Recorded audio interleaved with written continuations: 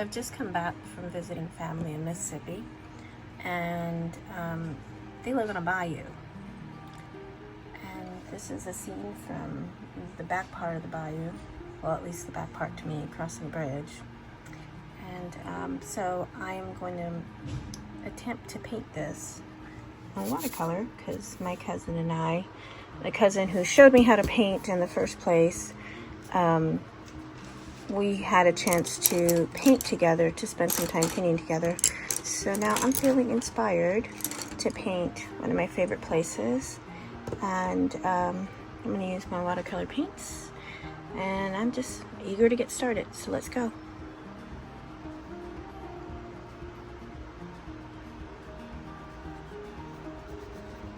Sprayed some water on my my block paper.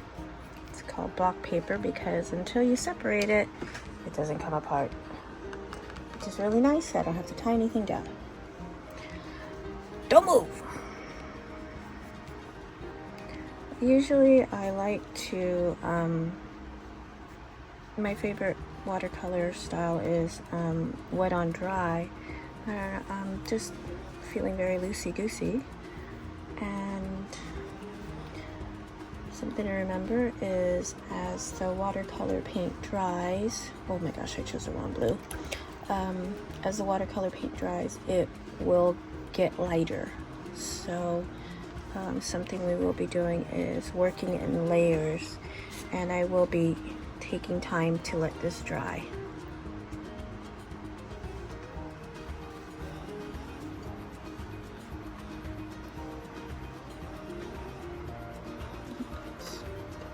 Not the color I want.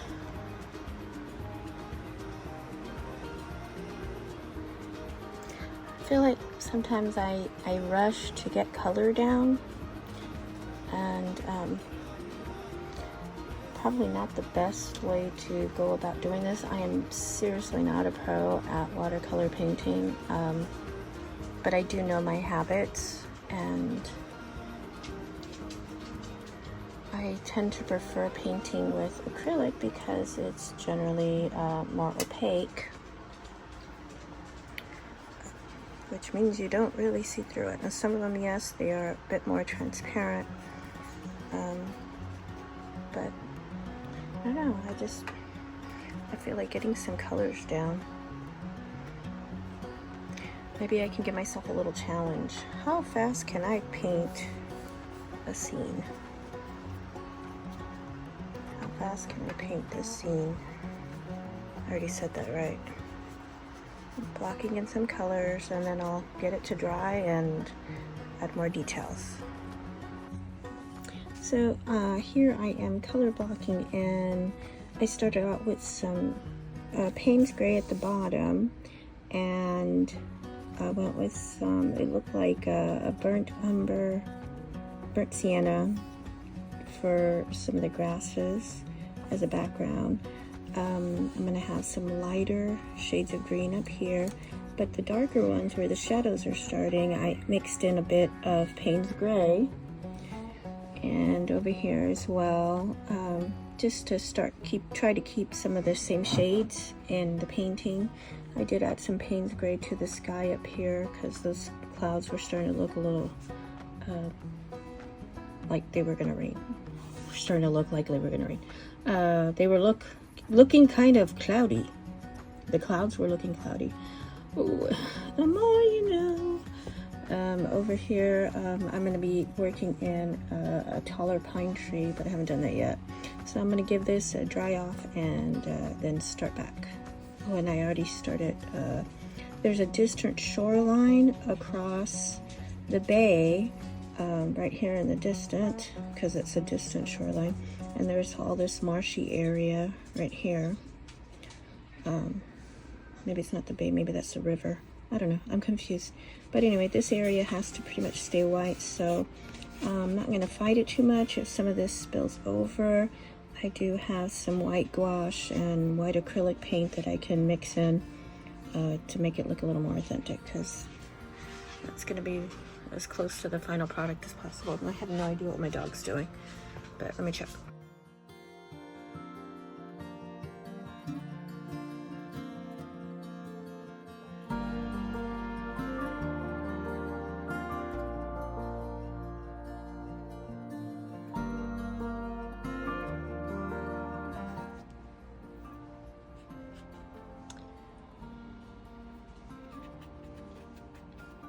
So I took this picture last week. Wait, what's today? Wednesday? Okay, maybe not last week. I think I took it on Sunday. No, Saturday.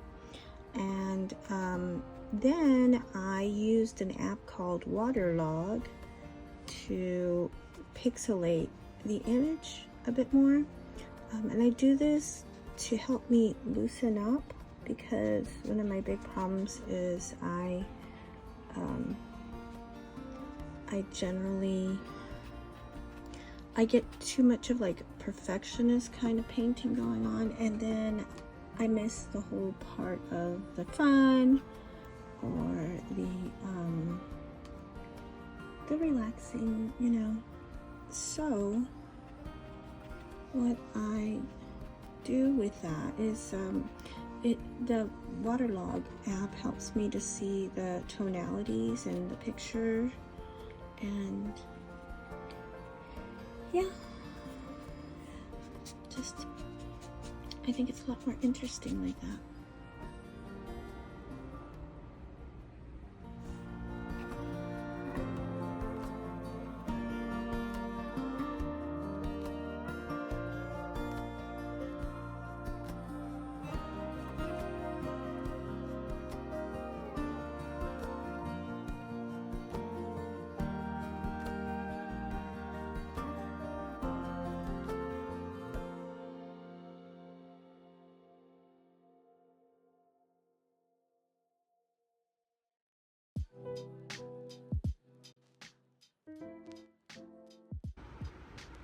Okay, so I forgot to press record.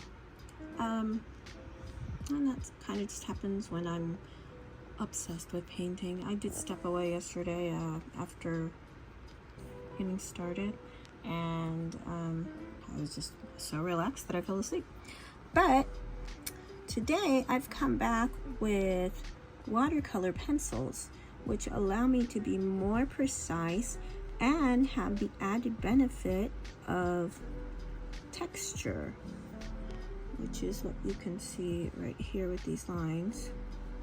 And all I'm doing is taking my wet brush and going over the areas I know that I added a watercolor pencil. And the pencils I'm using are called Derwent Intense. I've had these for, oh my gosh, at least 15 years. As you can see, I use them on and off. They're still in pretty new shape, and but the name does not lie. It's not deceptive at all. These are very intense shades, and I've always been very happy with my Derwent pencils, watercolor pencils. So yeah, so all I did yesterday was add in some blocks of color, and now I'm getting more intense with my details. And yeah, I better put the phone down because I don't want to make a mess. But I am having a lot of fun, and that's the whole point, right? Sure. Sure. I always think of Nacho Libre, the character Skeletor, and how he responds to Nacho's questions. Sure. That's what I think about. Yeah.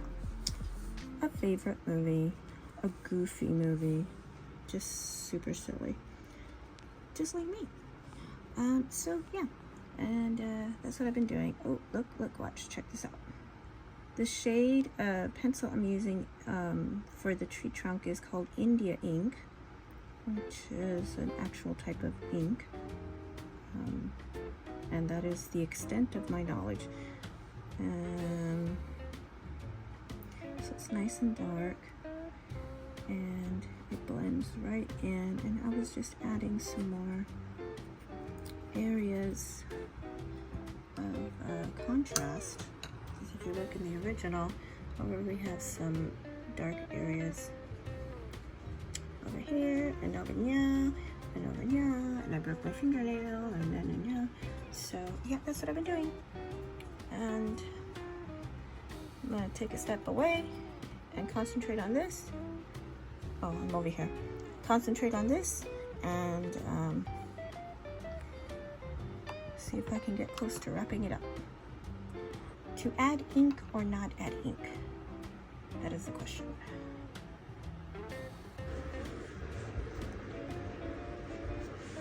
Some areas in the clouds, in the sky.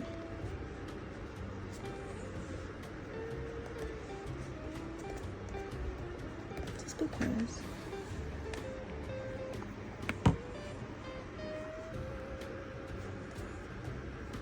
Just because.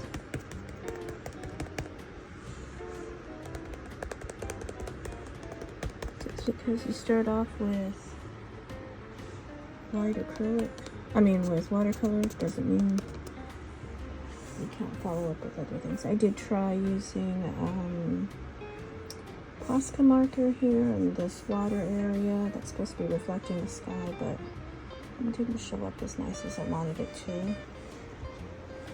So I'm just adding a little white.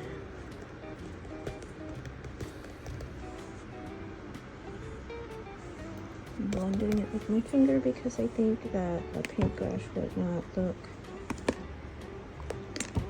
as natural, since most of this was wet on wet anyway.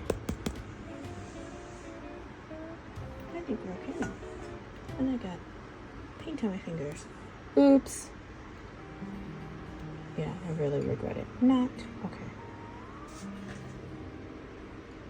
The last thing I'm adding are some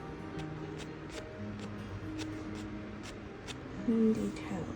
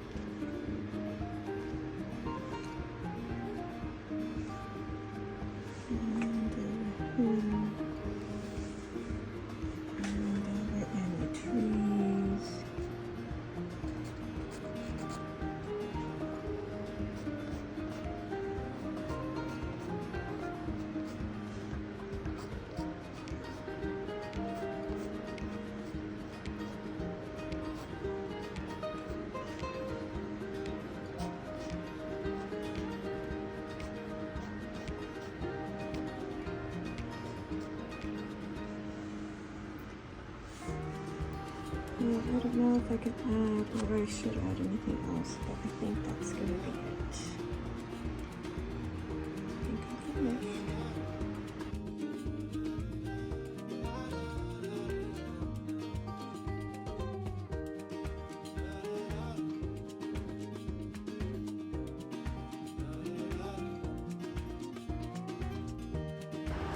So no, I'm not a pro, but I did have fun, and I hope you give watercolor a try, especially when you're inspired by a scene that is close to your heart, like this one is for me. You don't really get the gist of it, you don't really understand it until you try it. So pick up your watercolor brush, just start, just paint something. I hope you enjoyed watching what I did record. I mean, painting this time. And so until next time, take care. Don't forget to like, comment, and subscribe.